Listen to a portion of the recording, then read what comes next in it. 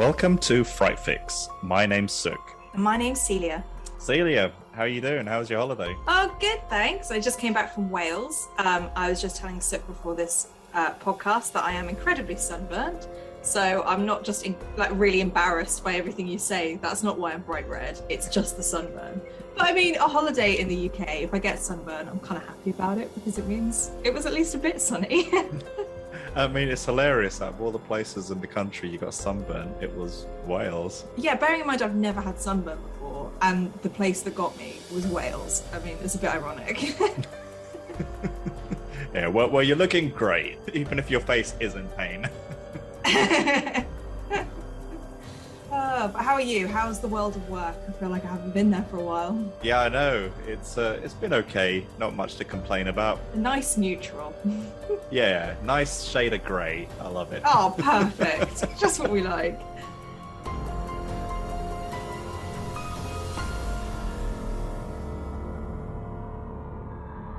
So this episode is kind of a special one because it's our 13th episode and it's also Friday the 13th. So what better film to be reviewing than the 1980 slasher Friday the 13th, directed by Sean Cunningham. Ooh, Friday the 13th on the 13th, and it's our 13th episode. I mean, you couldn't write this. This is perfect.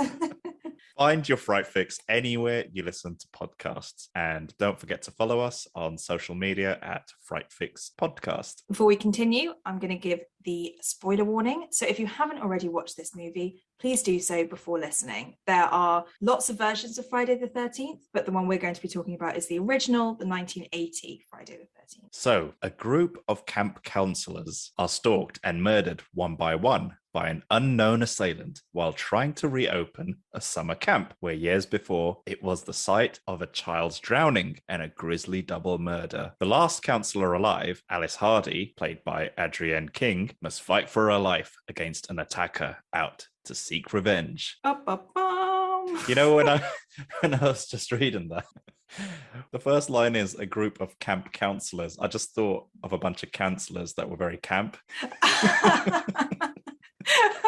That would be a completely different film, I feel like. Oh, yeah, that would be.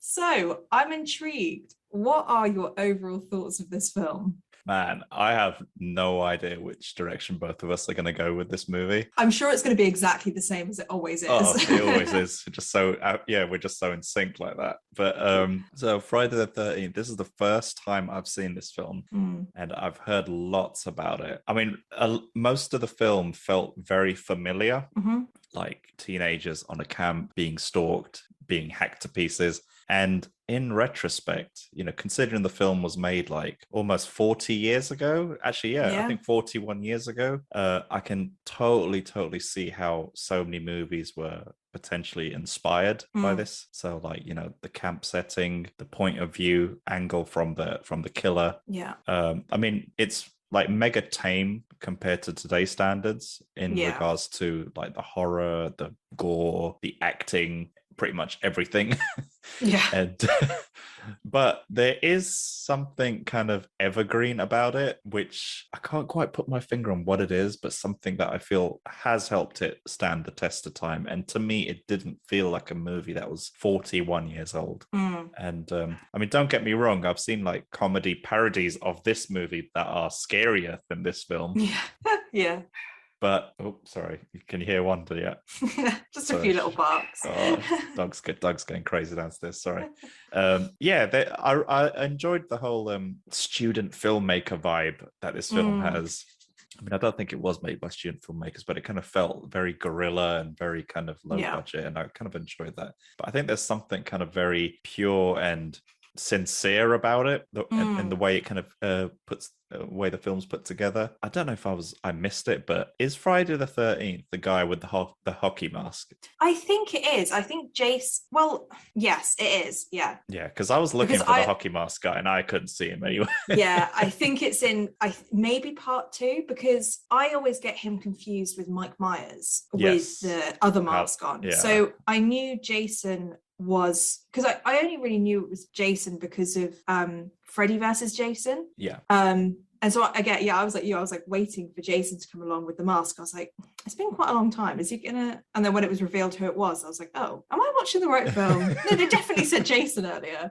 Yeah. Did, so yeah. I think that he comes later. He becomes the kind of main aggressor later. Yeah. So what were your thoughts on the movie? Quite similar. What do you know? So I feel like I'm completely in two minds and on the fence about this film, because on one side, you know, there's that element that this is a classic, like it's one of the movies that started this kind of slasher revolution of the kind of cheesy horror film. And I was really entertained by it. And I don't think that that's a bad thing. I think being entertained by a film, sometimes that's all you need. Yeah. And I enjoyed it and I didn't get bored throughout. But on the flip side of that, you know, I kind of had a few misgivings about it, and I kept chalking it up to that it's a dated film. Like you said, it's 41 years old. You know, things have progressed further. It was a 1980s film. You know, there's a few things I'll talk about later about the acting and things like that, which, you know, I didn't entirely enjoy, but I kept saying, oh, it's a 1980s film, like that's just how it is. But then I was thinking there are films like The Godfather that's almost 10 years older than this film, which is incredible. And yes, it doesn't have to use any CGI, or it doesn't have to do anything that like with the deaths that it does in this film. But I think I've kind of chalked up a bit of the few things that I didn't like just to the fact that it's quite an old film. But I do think that I might be giving it a bit too much leeway in the fact that, you know, it could have been better in some aspects. Yeah, I mean, there are older films that and movies made the same year, but the acting is superb. So. Yeah. And so I, you know, there was that part of me that was like, I'm really enjoying this, especially, you know, the title sequence and the music and everything that goes along with it. Like there's so much history behind it, especially as a horror fan. Like, you know, like you said, you pick up things, you think, oh yeah, that's they've used that in newer films. And knowing that it has such a long legacy of so many Friday the 13th films, I think they've got 10 after this, you know, it started a revolution of these slasher films. And I think that it's really interesting to watch that. Whether I liked it as a film as a whole, I'm still not sure about. And I think this podcast episode might sway me either way. We'll see by the end. What did you think of the acting and casting? Yeah, so I mean, I didn't have an issue with the casting per se. I think, you know, they chose a group of young people who they look the part. You know, they all have kind of slightly different roles, quite kind of generic roles of one's kind of the jock, one's the joker, one's the pretty girl, one's the intellectual. You know, they very much fit within their kind of archetype, archetypes of who they're supposed to be. And I did really like Ned as the comedic character. Oh, the crazy one. Yeah, I thought he was kind of sweet, and it felt like a real teenager having some fun. He was the one that annoyed me the most. He was, but it felt real because that's what teenagers are like. Yeah. So that's what I kind of liked. I was like, oh, this isn't, it just got me in the mindset of what camp counselors might have been. And, you know, they're joking, they're doing stupid things like pretending to drown and, you know, playing strip Monopoly and things like that. You know, those are kind of real feelings. And I was kind of annoyed that he died so early on. Because he was the one that I thought was quite interesting. On the flip side of that, I don't know how you feel about this, but I really didn't, I think that's quite harsh, but I didn't really like Adrienne King, who played Alice, as an actress. Yeah. I thought it was quite clunky, and everything that she said felt very scripted. And it felt like every movement she made was so staged and directed. Like she didn't, it felt like somebody said, okay, now you walk from point A to point B and you look over your shoulder after 3 seconds. Like everything felt quite like on the spot. Like there's no kind of free movement and ideas and expression of kind of different.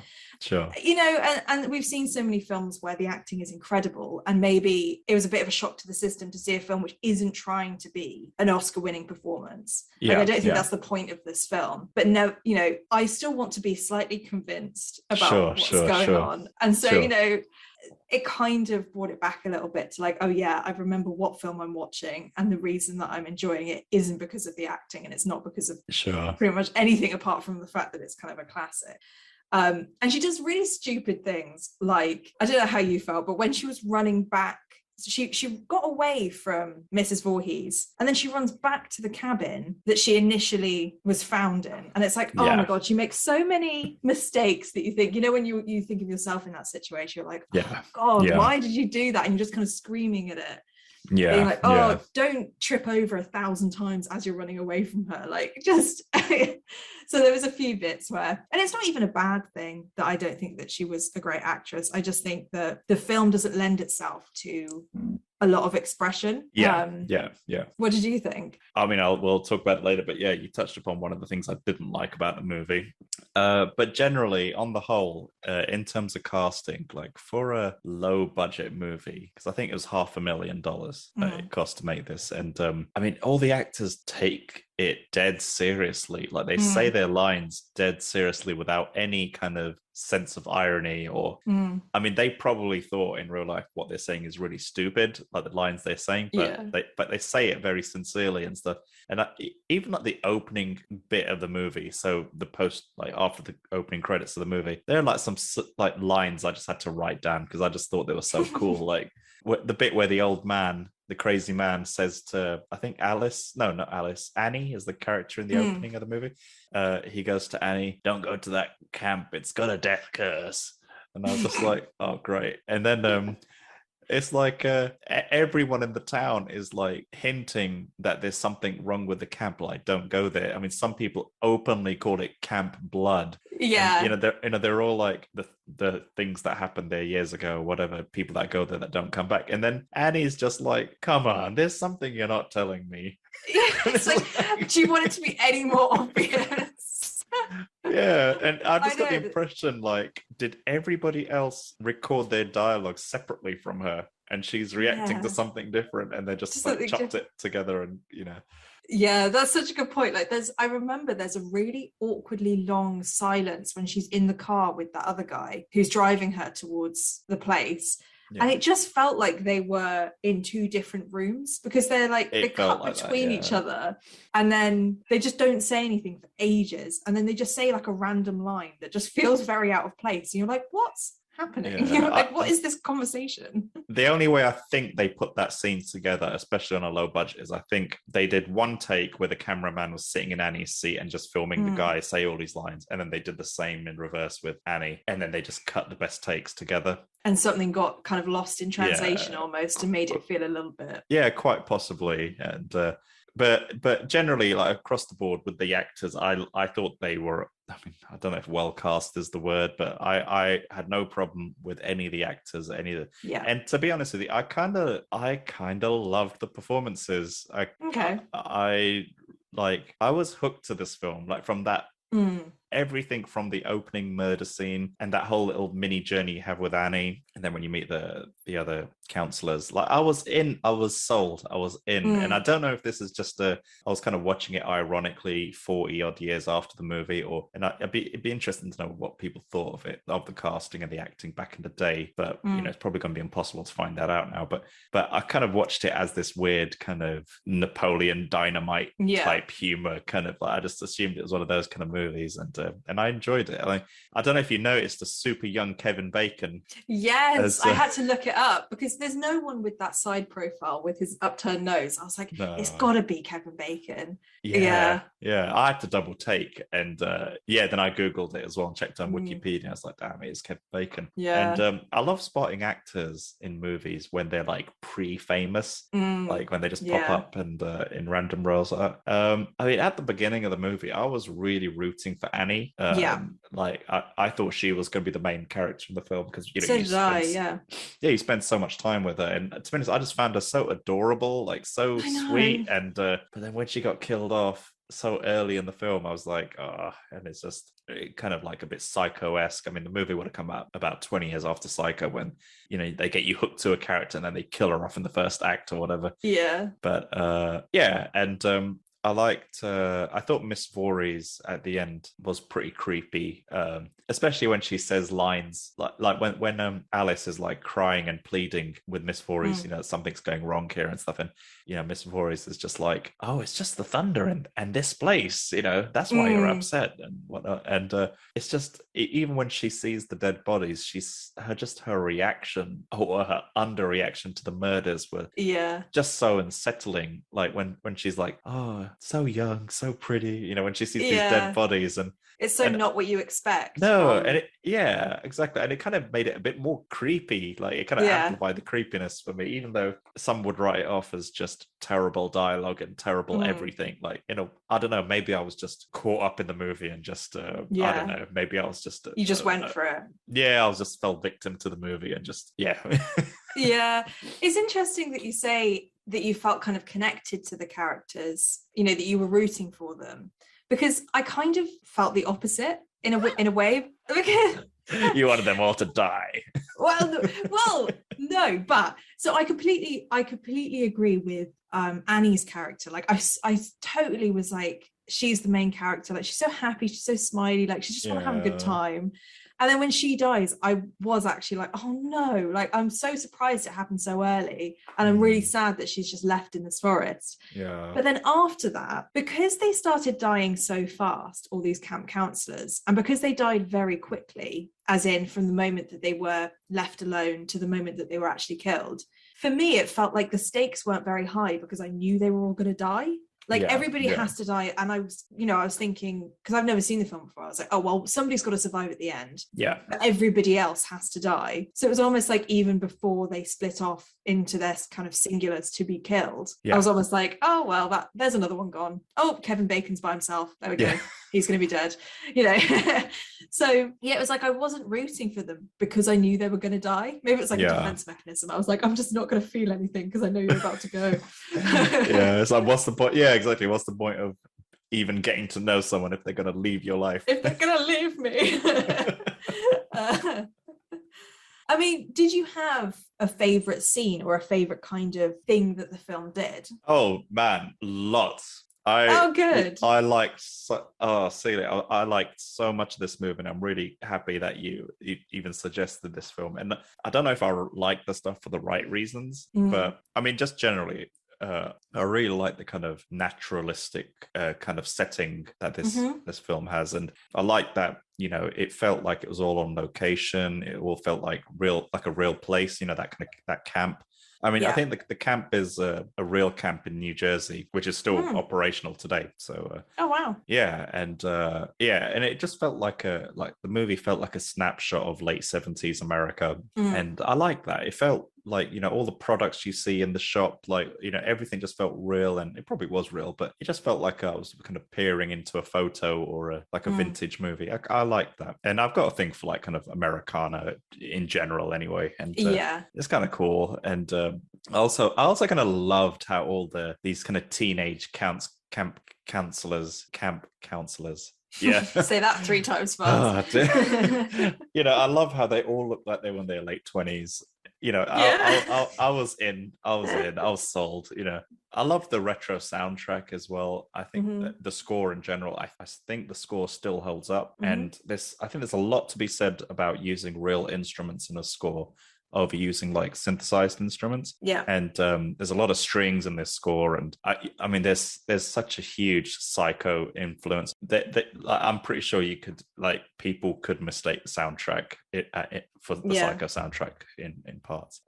There's a shot that I really liked. If there was one scene that I really liked, it'd probably be this one, to be honest, and it's when Annie is hitchhiking and a car stops, and someone gives her a lift, and she just runs in and throws her bag into the back, and then Annie's like saying thank you or whatever, or says the place she wants to go to the driver. But then what took me by surprise is you don't see the driver, and there's no response, and there's nothing. And that caught me off guard in a film which up until that point, for me at least, was just super predictable. And I just found that bit quite unsettling, because in kind of reality, and oh gosh, I hope I don't touch on any of your themes or anything, but I'm just going to say this thing anyway, because like in reality, like it's like who we really are is kind of like hidden by our face or by our mask or whatever, and it was just I just kind of felt that in that moment. And but and then literally within a couple of minutes, our lead character is kind of like killed off in the first act, who I thought was the lead character, Annie, which I kind of built a little mini bond with, and I think that's what makes deaths in horror movies more effective, like when you have like, as you mentioned, like once you have kind of built a connection with the character and then they die, and you do feel lost. But yeah, I was just going to say I completely am on the same line with you in terms of kind of the evil character, the villain of this film is silent throughout 3/4 of it, and you never see them, but you see the characters' reactions to them. And I think it was such an interesting way of doing that kind of point of view of the murderer. And you don't know if it's a man or a woman. Clearly we find out later that it is a woman, but that's not what you expect. No. And when Annie's kind of running away from this assailant, and you see the view of the assailant, and you don't hear anything. Like there's no kind of "I'm gonna get you" or grunting or anything coming from that. And it's really disconcerting when you don't have a picture to play with. When you see something out of the corner of your eye, it's there, you can see it and it's tangible. But when you're behind the villain, it's almost like you're having to see it through their eyes without ever knowing who they are. And I just think it would be a really, I'm sure that it's been done, but it'd be a really interesting kind of whodunit crime movie as well, where you kind of see all the deaths from the killer's eyes. I did really like that. Yeah, I mean, there was a moment where I thought it was, the guy who runs the camp or owns the camp. I mean, for a moment, I did think it was him because they both kind of drove out in similar cars. Yeah, they're really similar. And I'm pretty sure you see that car like 3 times and different people are driving it. And I'm like, what is with this kind of blue Jeep that everybody loves? I think the first time you see him, it doesn't have the roof. And then you see it when the killer's driving, it has the roof on. Right. And then later on, you see it with that trailer in the back or whatever. Yeah. So I think they just kind of chop it and change it a little bit just to make it look like it's a different car. Oh, yeah. Yeah, which I thought was quite clever considering the low budget. Yeah, true, for a budget point of view, because I was like, why have they chosen? I thought it was to throw us off, to make us think that it was him. And I think that was the point, because you think it's him for ages, the camp manager or owner, but then he's been at the diner the whole night that these kids have been killed, and then you're like, oh, it can't be him. Exactly. And so then you have to think about who it could be. No, 100%. I also liked how in this movie a lot of the shots are just really drawn out. And sometimes the camera just lingers on people or things or whatever, and it just kind of allowed scenes to breathe. Like nothing felt rushed. Like it didn't feel like with a lot of modern movies you're kind of like cut. You move, to keep up the pace. You're kind of artificially in a way, kind of like speeding up the pace of the movie. And it just kind of like just the long drawn out shots just allowed me to kind of just take in this, a fairly beautiful place. Like I like the shot like where the sun's setting over the lake and it's coming to the evening. Then you kind of see like a little beaver swimming around in the lake. It's kind of cool. It kind of makes you, kind of plants you in the place a bit more, which I thought was kind of cool. I also appreciate how the movie is set at the camp, but before the camp is going to open. So I thought that was a kind of a clever way to save on budget. That's such a good point. And I also like that last bit where the music gets all kind of lovey-dovey and a bit kind of soulful or whatever, when Alice is on the boat on her own, and then suddenly Jason's corpse jumps out of the river, out of the lake, and then takes her into the water. I thought that was really cool. Did you have like before I ask you about your favorite moments of the movie, did you have like a favorite death scene? Yes, I did actually. My favorite one was Jack, Kevin Bacon's character, because he's lying on the bed and I think Ned is dead above him, and then there's that dripping blood that starts dripping on him, and he wipes it for a second. And what I thought was going to happen was he's going to get up, go and see him, and then get really scared and run out. And that's when he was going to die. But then you find out that the killer's underneath the bed the whole time and actually stabs him through the back of the neck. And it's scary for 2 reasons. One, like it was completely unexpected that that's how he was going to die. And I really was like, oh my God, like that's him done. And the other reason was like, it was so creepy, the fact that she must have been under there the whole time, like while they were having sex and everything. Because it would be quite hard to kind of get under a bed. So she was just in the room the whole time, and especially with the dead body above. Like that shocked me as well. And I think that scene it did quite a few things, and it did kind of stress me out, because I was like, oh God, I can't figure out how they're going to die. And then that's the way that it happened. I think I was, and it's interesting how they show some of the deaths as they happen, and then they show some of them when they're being found after the fact. So you kind of have to guess sometimes what's happened to each of the characters, because I was very surprised that, I can't remember what her name was, but one of the girls ran out onto the archery field before she gets killed, and I was like, oh, she's definitely going to be kind of harpooned with an arrow. Sure. But I don't think she ends up that way. There is I don't remember seeing. Well, who's the one that's kind of like on the back of the door and filled like covered in arrows? Oh, is that because I know that one of the boys is on the back of the door when he closes. Someone closes the door. That's probably him. That's probably what I'm thinking about. Oh no, she was the one that went through the window. Yeah. And she didn't have any arrows. She had ropes around her. Yeah. And so I found that quite interesting that they didn't do what you thought they would do, which is kind of use the arrows, because she was on the. But yeah, I think those two were kind of. I think I was in my favorite death of these teenagers. What about you? No, 100%. The Kevin Bacon death was my favorite death scene as well. Yeah. So as soon as you said that, I was like, yep, we agreed on that as well. So I thought the special effects were pretty cool. Like, it was so clearly there's a hole in the bed and Kevin Bacon's standing, and they got like a fake body laying on the bed, and then because like the skin color of the neck was like a totally different skin color to Kevin Bacon's face. It's like kind of orangey yellow, isn't it? It's like that's putty.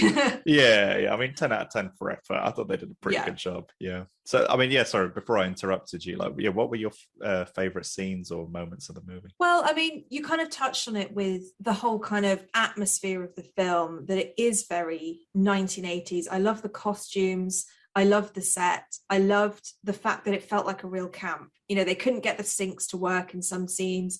The electricity kept going off. They looked cold. They looked wet.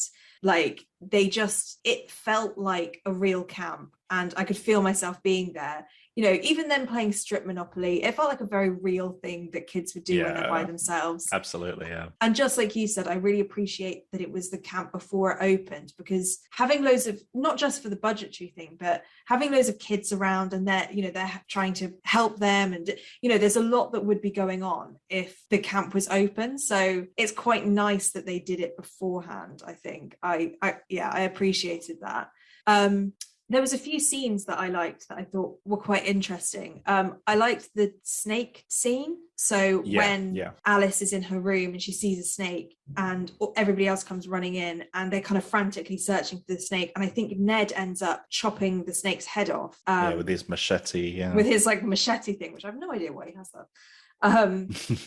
And that's that foreshadowing to the end of the film, where Alice ends up lopping Mrs. Voorhees' head off in one swoop, which was incredibly funny. and the way her hands clenched as she kind of fell to the ground, that was hilarious. I couldn't stop laughing. I think those were man hands, because they were like, they also were like covered in hair, the palms and this part of the hand. I forget. Yeah, and the arms were hairy. So I think they must have had a stunt person or something, maybe. They must have, because I also noticed that when the person slashes Annie's throat, they're kind of like man hands. It looks like a man is doing it, and so I was like, oh well, because you would definitely be able to tell if it was a woman. So I think they were just trying to trick us by not. Yeah, just but then they used the stunt.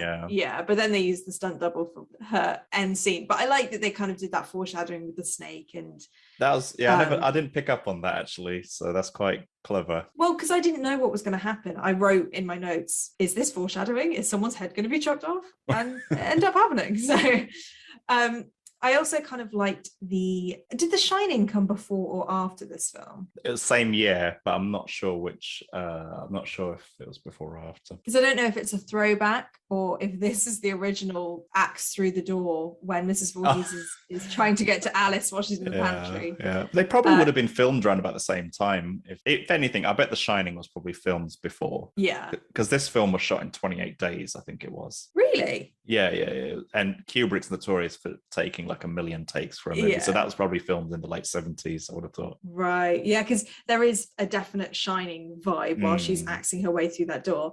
But before that happens, I think the creepiest bit for me was when Alice was lying on the floor in the pantry by the door, thinking that Mrs. Voorhees had left. And then you see the doorknob slightly shake of the pantry as she's trying to open it. And that just sent like a shiver down my spine. I thought, oh God, she's back and she's going to get you this time. So I did like that kind of, I think that was the only bit of the film where it felt very full of suspense, because most of the film no one knows what's going on, because they're all being killed one by one. And then when they're out in the open, it's not scary, it's just like, okay, a fight for survival. But there's that small pocket of time where you're hiding, they're trying to find you, where the suspense is at its highest. And I think that's in that scene when she's in the pantry, and then then she breaks her way through, and that's kind of it, the suspense is done.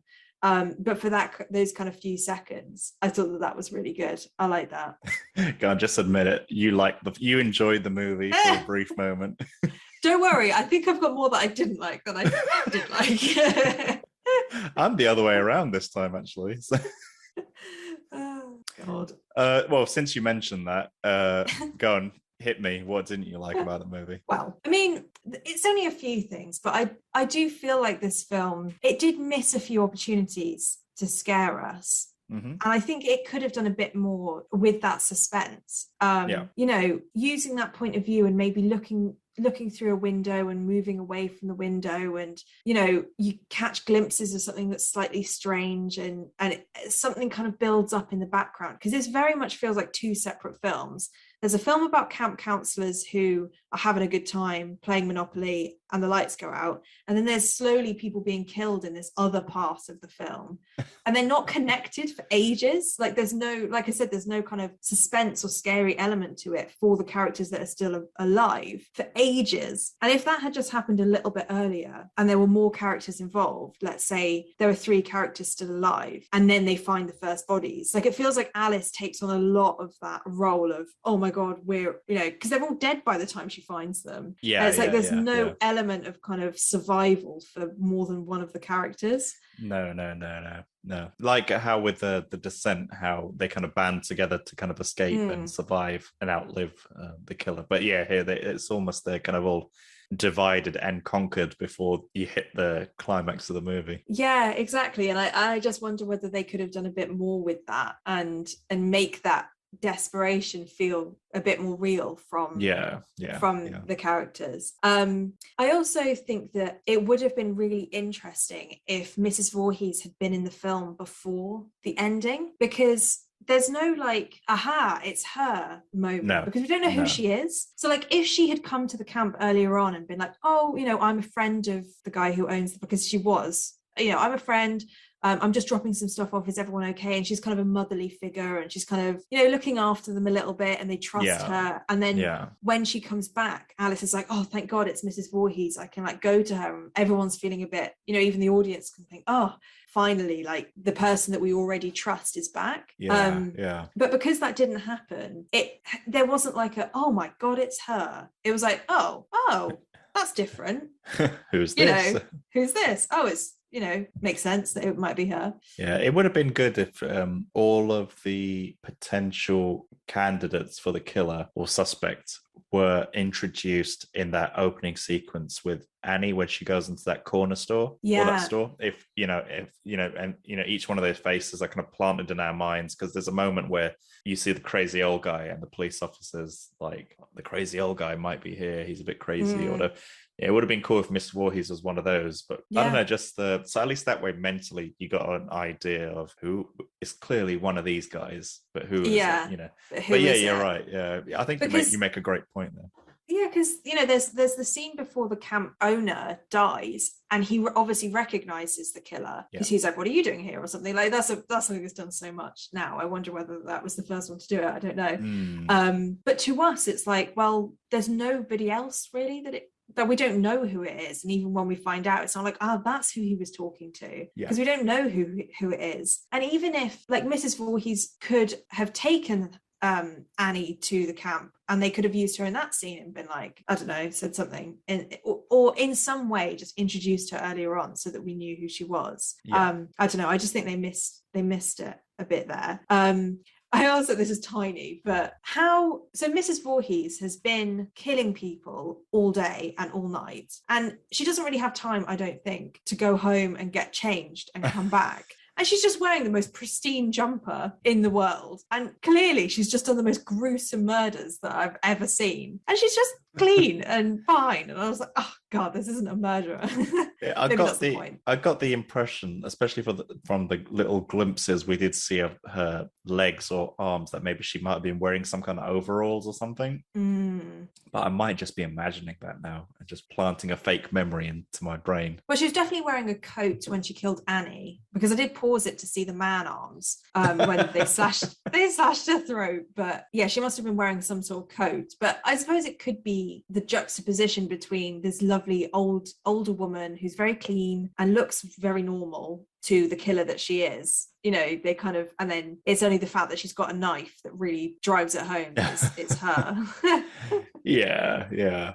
But I think with that, my last thing, that it's hard to know if I liked or not, it was just a bit of a like, I'm not sure if they could have done more with it, was the fact that I know Mrs. Voorhees isn't supposed to be the biggest, baddest, evil person in the world. Like she's gone, you know, she's lost her son, and she's clearly dealing with that very badly. Well, that's an understatement.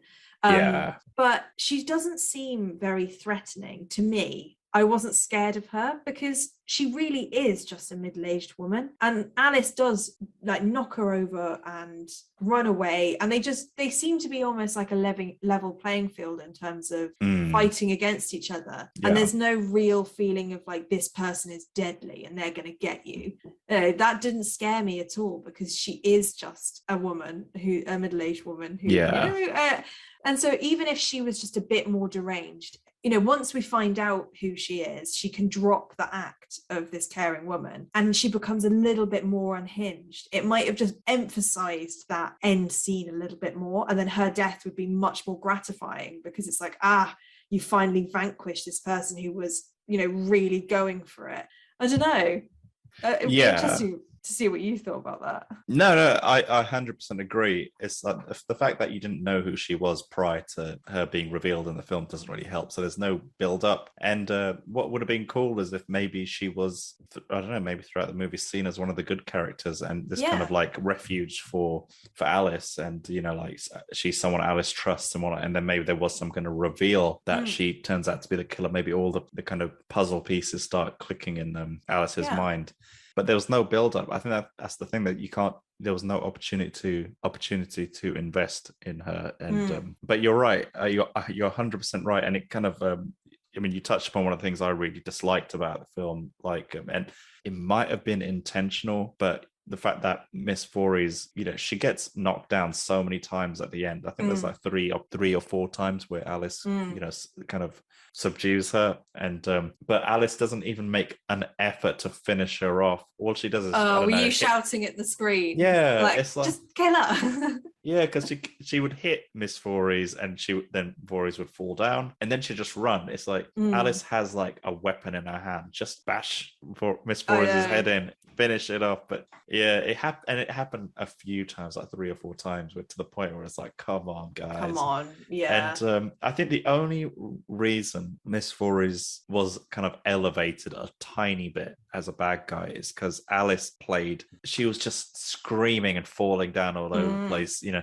So she just seemed so helpless and careless and useless. Like it could have made anybody seem like a crazy villain or a strong villain. So that didn't really help. But I mean, she's got youth on her side, so she could have overpowered Miss Voorhees. Or just carried on running. Like the fact that she ran back to the cabin that she was found in the first place, that already had a smashed window. Yeah, there were so many points where I was screaming like, oh, just keep running, just go, just get out. You could, you know, there's not much that this woman can do because she won't be able to catch you. Like if you throw her over and then hit her over the head, you'll be fine. But she just never does that. No. But yeah, something that I not necessarily didn't like, but I think could be a slight improvement is I would have probably removed the opening murder scene for the film, the one that's like pre-credits. With the 2 couples, Yeah. So the one that's like in 1950, whatever. Because I don't actually think that adds anything to the story. I think I would start off directly with an opening shot of this town in the middle of America, and you just see Annie, and you follow Annie right from the beginning, and she hears whispers about this camp that's meant to be dangerous to her. I would just start straight from there, and then because by that point, I think you've seen a murder, you kind of, you know, the bar has been set, you know. So I think I think the film should have been very calm from the beginning and, you know, kind of like and built lured up. you in. Yeah, exactly. Yeah, built up to it. That's such a good point. I think that would have been so much better. And then you have a little bit more leeway to maybe even, you know, do a bit more with Mrs. Voorhees, because you've got those few extra minutes, or just build up those characters a little more before they all start dying. I think that would make, because you don't need to see their camp counselors being killed at the beginning to be told that by the driver of the car. No. Just saying, oh, 2 people died, 2 camp counselors died, and a boy drowned. That's kind of all we need to know from the 1950s. So I would have just got rid of that opening scene. And one scene I didn't like, and I think it was it kind of touches upon a part of the film that you did like, was the snake scene, funnily enough. Right. But for a very different reason. So the thing I didn't like about it was, I think this is where it kind of got all a bit too slapsticky for me, because she's like, I can't remember who it was, is screaming, oh, there's a snake, and then Ned comes in with this big knife, and then everyone's like huddled right behind him, like the guy, he's a crazy guy to begin with, and he's like brandishing this huge machete, and they're all just like huddled like right behind him. Like he just has to swing that machete once in the wrong direction and it'll take someone's head off, like, you know. That would have been a very different film. Yeah, it's just kind of, it got a bit too comic-y for me at that scene, like a bit too high school drama production kind of. Yeah, especially with all the screaming. It's like, oh, great. Yeah. But other than that, there weren't really very many things I disliked about the movie. I don't know, maybe I'm just being too soft on the film, but for me, up until this point, more likes than dislikes. I feel like, you know, this and our episode on Drag Me to Hell, I think you have a better ability to just be able to enjoy a film for what it is. You know, you don't have to pick apart every film. You know, there were parts of this film that I enjoyed, but, you know, and that should just be it. Like, sometimes it's just like quite enjoyable to watch something, even if the acting's not very good and there are bits that might be a bit different. You know, it's still fun to watch, and sometimes that's kind of all it needs to be. Yeah, so I think, on this show, we've reviewed some bad movies and we've reviewed some good movies. So I think we can call a spade a spade. And generally, we both are in agreement on our reviews. But I think with this movie, I think I'm probably giving it a bit more leeway because it is such a super low budget movie. And also it kind of reminds me of the days when I used to make films with my friends. And it's just got this kind of guerrilla kind of feel to it, this kind of student filmmakery thing. So I think I can just totally imagine all the special effects just put together by some friends that found, like, I don't know, a water balloon and filled it up with ketchup, and like it's just got that kind of vibe, and I kind of appreciate that. I mean, funny enough, Tom Savini, I think his name is, the guy who did the special effects for this, and went on to do, like, you know, Land of the Dead and all these other zombie movies. And he's held in high regard for like these kind of 80s kind of slasher type horror movies. Like his kind of makeup and whatnot, like gory makeup and whatnot, is held in regard by horror fans. And but yeah, it just felt like, I mean, I've said this like 1,000 times, but I just love that student filmmaker vibe of it. And I think that I read something about every set on this movie was a real place, and I think the only thing they had to build themselves was the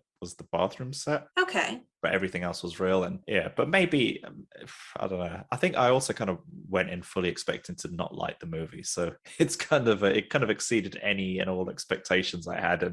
And as I kind of touched upon with the Drag Me to Hell episode, like any kind of expectation for the film was set out very early on, and just that whole kind of Z movie quality was kind of there at the beginning. So I kind of went in thinking, okay, it's going to be one of those. This is what movies. We're getting. Yeah.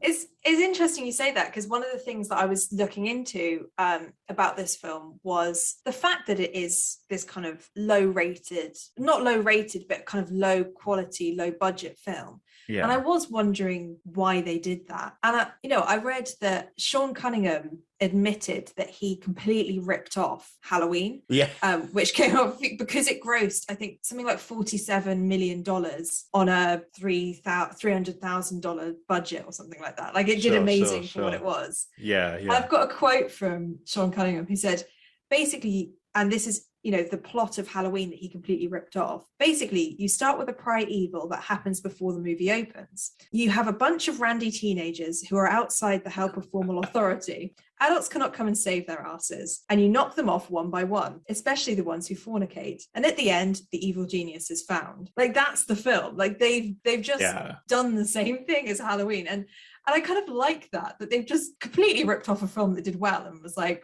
what should we do? How can we make this slightly our own? And that kind of makes it better in my mind, the fact that they kind of just did it for that reason. Yeah, and I think loads of horror movies back then were riding the coattails of Halloween, weren't they? Yeah, and, it's interesting that, it's had 10 sequels and Sean Cunningham is baffled by the success of this film. Because he said, the movie has no emotional impact on me at all. The characters were thin at best. He didn't really realize why it did so well. So the film grossed over 400. So the films altogether have grossed over $468 million at the box office worldwide. And it's the highest grossing horror franchise in the world until, and it's quite a nice kind of circle, Halloween in 2018. And so when that was released, that put the Halloween franchise in the top spot. So Halloween and Friday the 13th have kind of battled it out to be the best kind of slasher horror for years. There was a Friday the 13th in 2009. There was a Halloween in 2018. Like, it's a testament that these things can carry on. Like, people still love them because it is a bit of fun. You can just enjoy seeing people being murdered in this kind of sick and twisted way. And the movie doesn't make you feel much. Like Sean Cunningham said, like, it's not supposed to have an emotional impact on you, really. No, I think that's when critics kind of rip to, I suppose a modern day kind of parallel or whatever would be the Conjuring universe. And so like when critics kind of rip into like Curse of La Llorona or one of the Annabelle movies and says it's shallow and whatever, it's like, what the hell are you expecting? In about 20 years time, people are going to look back at those films and just think that they're just another long series of low rent horror movies that they just watch just to be scared for 2 minutes or whatever, Exactly. And I think that's the fun of it. The fun is sometimes just to be able to let go and it's slasher films I've never been a massive fan of, not because for any reason other than I haven't seen very many and it's never been part of the kind of portfolio of horror movies that I watch, but I do have to admit that I had fun watching this film. And I just like the backstory that they just kind of went for it and they were like, right, we want to make some money, let's just completely copy Halloween and see if it does well. And it worked. And clearly audiences love it. And I guess that's the reason why, is because you get that enjoyment, that, an hour and a half. And I think I've seen a lot of people call this film, it's a movie, not a film. Like, if you're wanting a film that goes really in depth into this kind of emotional character development, this is not the film for you. It's a movie. It's a one-stop shop for everything slasher. Like you said, retro Americana. And that's just kind of what it is. Yeah, 100%. Something that you just reminded me of, I wish I could have mentioned it earlier on during the casting, but the character Marcy, who does it with Kevin Bacon, I was convinced like that she was Sally Field. She looked a lot like Sally Field. Yes, she looks so similar. Yeah, I thought that was Sally Field, but then when I did a bit of Wikipediaing, it turns out it wasn't Sally Field. But something I found out afterwards, the actress Sally Field was originally offered the role of Alice. Really? And she turned it down? Yeah, she turned it down. Well, I remember seeing somewhere that Adrienne King, who did play Alice, she said that her audition wasn't really an audition. She basically just had a scene and then went, here's my picture, I'm young and I can scream, and then they were like, okay, you can do it. That was literally it. The director, I think when he was cast in the movie, I think he said something like he just wants a bunch of pretty teenagers that look like they'd fit into a Pepsi commercial. Yeah, and all of this just makes me like the film more. Like the fact that it is just supposed to be this way. Yeah, it's just silly. But I can totally imagine that it was probably terrifying back in the day, like seeing like a knife so explicitly go through someone's neck or whatever. So yeah, I agree. I think audiences today, this is so tame. Massively. But audiences in the 1980s, like, it's probably scary in terms of just like gory and graphic. Yeah. And also the fact that like we don't hitchhike today, we No. don't kind of, but people in the 1980s, they're watching a modern horror. Like they're watching things that happen to them. Like they could be a teenager hitchhiking, trying to find their way to a camp. Like it just feels very removed for us because, like you said, it feels like you're stepping into a bit of history. The costumes are all very dated to us now. The hairstyles are all feathered. You know, it's very dated, but for a modern audience or a contemporary audience, I'm sure there is that element of, oh, this could happen to us when we're next to a camp, or like, I don't want to hitchhike because what if, you know, I'm stuck with a maniac. I can see how it would be very different for different audiences. So, Celia, what are your closing thoughts and Fright Fix rating for this movie? So, I mean, when I watched this film, I went in like you did with quite low expectations because any kind of retro horror film I've seen, the CGI isn't great. It's not scary. They're just kind of classic horror films that I feel like people should watch because they're interesting. Sure, I also didn't have very high hopes because I know that this is a slasher film. So it's very much rooted in a killer killing off people and you kind of know what's going to happen. That's not the point. But when you watch the film, I was entertained and I was invested in the film. Might not have been invested in the characters per se because I knew they were going to die, but I was invested in the film. And I think what you said about the fact that it just makes you think of a different time and you get to see these shots of a really, you know, beautiful kind of camp life, and there's a lots about things about this film that are very nostalgic, even if it's not your own nostalgia. Like I don't have any nostalgia from 1980s America, but I feel it. And so there are so many things to enjoy about this film, and I think you definitely do need to just take it with a pinch of salt in terms of it's not going to be a fully worked storyline that they've covered every basis. Like we've gone through a few reasons why, how it could have been better, but just allowing it to be what it is, I think makes this film quite unique. And also the fact that this is one of the firsts to do a lot of these things. It does make it a bit of a relic. That's the word I would use as well. Yeah, exactly. Yeah, it's a relic, and I think a relic should be that it should be revered in the world of kind of horror films. You know, we should think of Friday the 13th as, you know, it has created a massive series of films. And it's been referenced in so many other films. Oh, yeah. Like how the amount of times that deaths at a camp have been referenced or Jason's been referenced. Absolutely. I mean, it struck the hearts of so many people, I think, especially horror fans. And so I think, for all of its kind of bad elements, there are so many good parts of it as well. So for my rating, after all of that, I think, I guess it depends what we rate it on.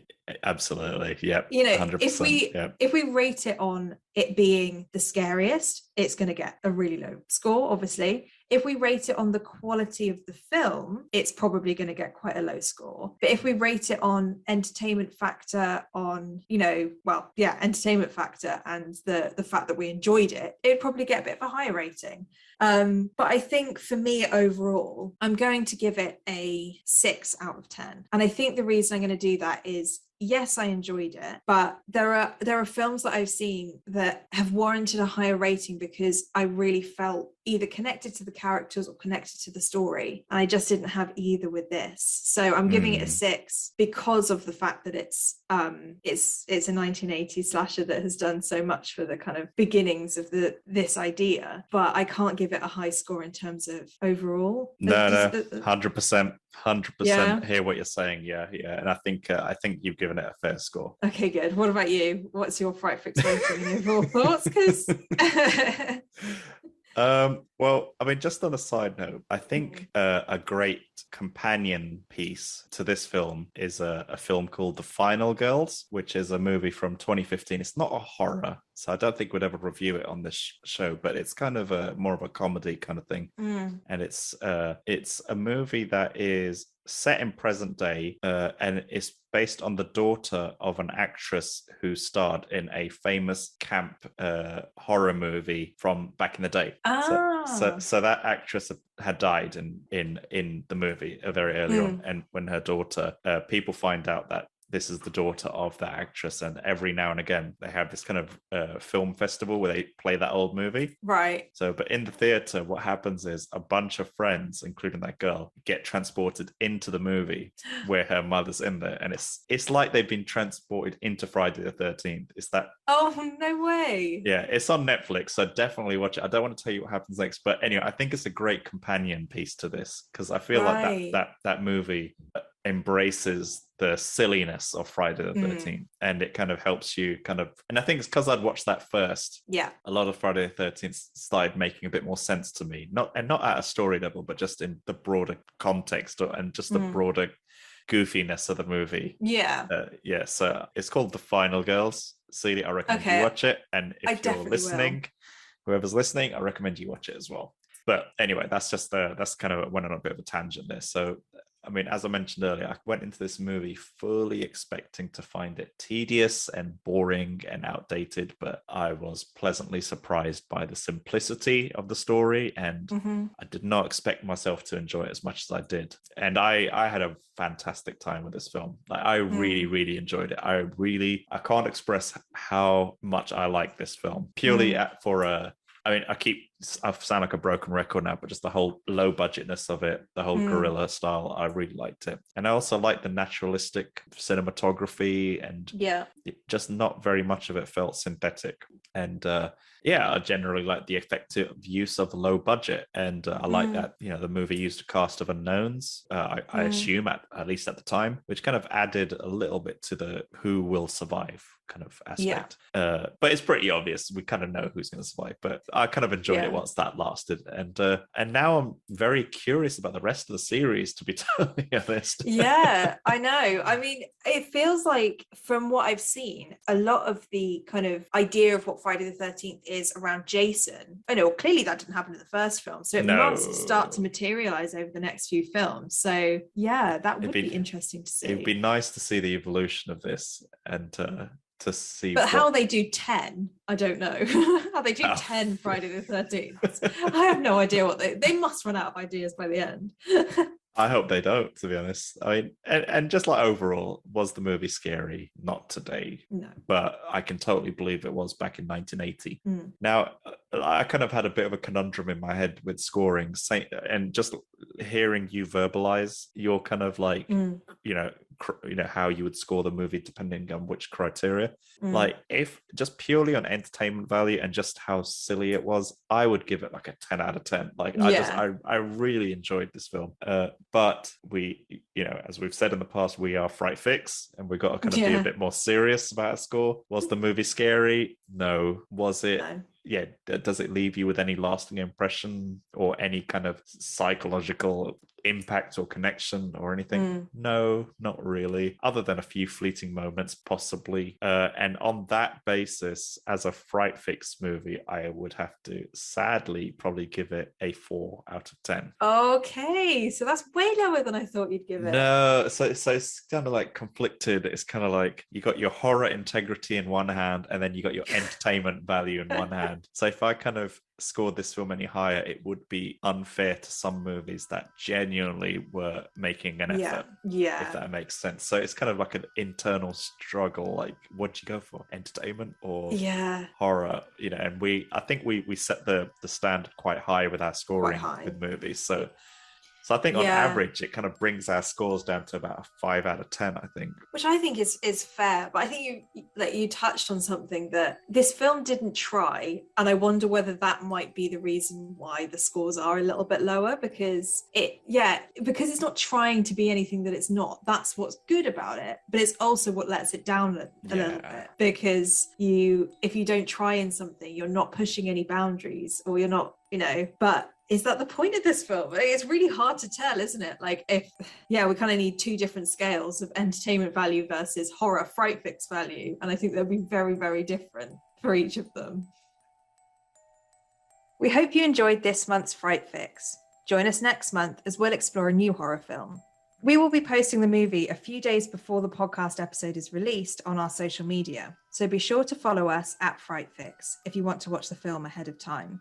If you would like to send us a message or want us to cover a scary movie on an upcoming episode, please feel free to contact us on Instagram or Twitter, or email us at podcast@frightfix.com. See you next time.